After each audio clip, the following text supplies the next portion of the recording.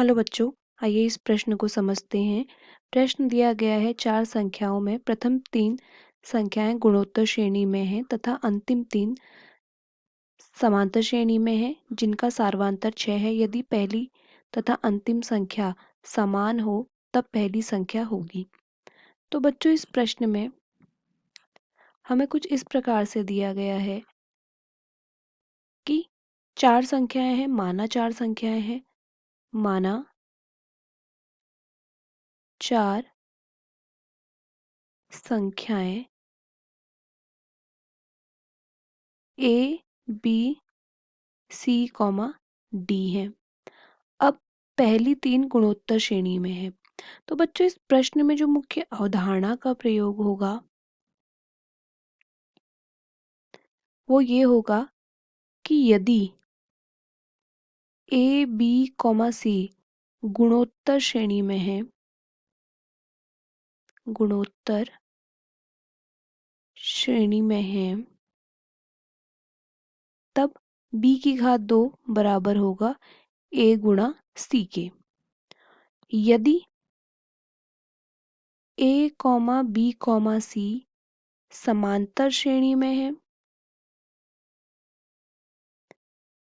अगर ये तीनों समांतर श्रेणी में है, तब यहाँ पे b ऋण a बराबर होगा c ऋण b के।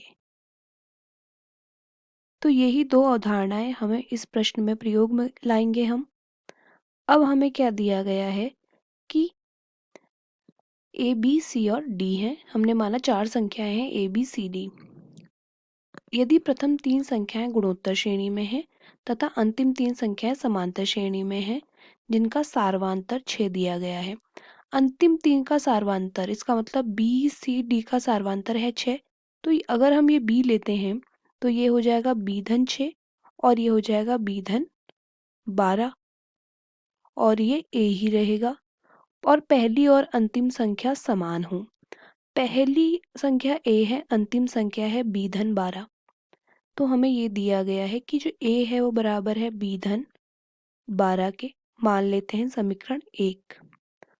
और ये दिया गया है कि प्रथम 3 संख्याएं गुणोत्तर श्रेणी में हैं। प्रथम 3 संख्याएं गुणोत्तर श्रेणी में हैं। तो प्रथम 3 संख्याएं जो कि हैं वो ये ए, बी धन 6 गुणोत्तर श्रेणी में है। तो b की घात 2 बराबर a गुणा b धन 6।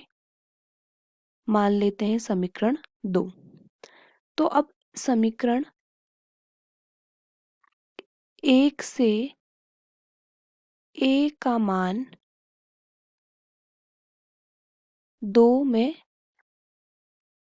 रखने पर, समीकरण ए से हम a का मान समीकरण 2 में रख देंगे तो बन जाएगा b की घात 2 बराबर b धन 12 गुणा b धन 6।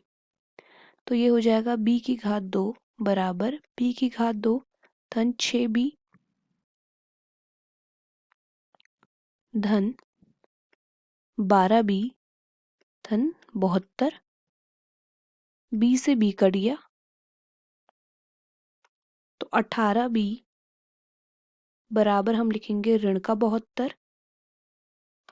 तो अब हम ये कहेंगे कि b का मान हो जाएगा ऋण का 4। तो अगर b का मान ऋण का 4 है तो a है बराबर b धन 12 के। तो a आ जाएगा ऋण 4 धन 12 बराबर 8। तो a आ जाएगा 8। तो हमसे यही पूछा गया है कि प्रथम संख्या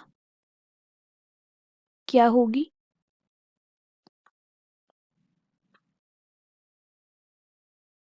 तो प्रथम संख्या 8 होगी। विकल्प डी हमारा उत्तर होगा। आशा करते हैं आपको प्रश्न समझ आया होगा। धन्यवाद।